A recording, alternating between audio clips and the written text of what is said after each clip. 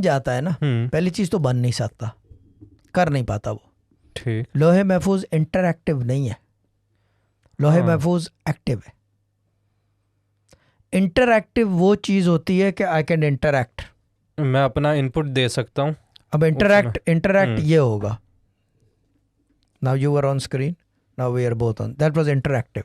This क्या कहते हैं उसे, स्विचर इज इंटरएक्टिव। एक्टिव का मतलब क्या होता है, वो इंडिपेंडेंट, अपने आप में ही खुद चल रहा है, इंडिपेंडेंट है, बिल्कुल इंडिपेंडेंट है। अब अगर एक चीज इंटरएक्टिव है, आप कंप्यूटर ज़्यादा बेहतर जानते हो, मेरे से बहुत बेहतर समझते हो। अब जैसे कि ये सर्वर है जी, ये बेसिकली इंटरएक्टिव नहीं है, ये ऑटो है, यानी कि सस्टेनेबल है, ये खुद चलता है और सब कुछ होता है।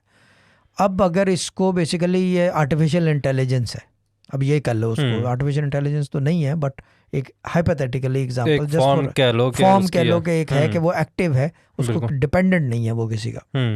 अब आप जाके उसके अंदर उंगली करते हो तो क्या होता है, वो खुद रिएक्ट करेगा अपनी जो उसका अपने प्रोग्राम्स, अपनी एक प्रेजेंस है या ऑपरेशंस हैं, वो उस हवाले से खुद रिएक्ट करेगा उस चीज़ टाइम स्पैन में जो आपने उसकी एक्टिविटी को बेसिकली, जब वो एक्टिव था, जब उसको आपने इंटरएक्टिव किया, इंटरप्ट किया, तो वो इंटरएक्टिव हो गया।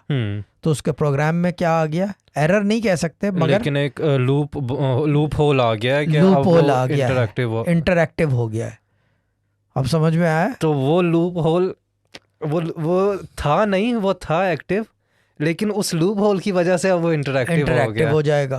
तो अल्लाह की है, ये ऑप्शन ही नहीं है उसके अंदर, लोहे महफूज इंटरएक्टिव नहीं है, नहीं है, रीडेबल है but you can't right on it.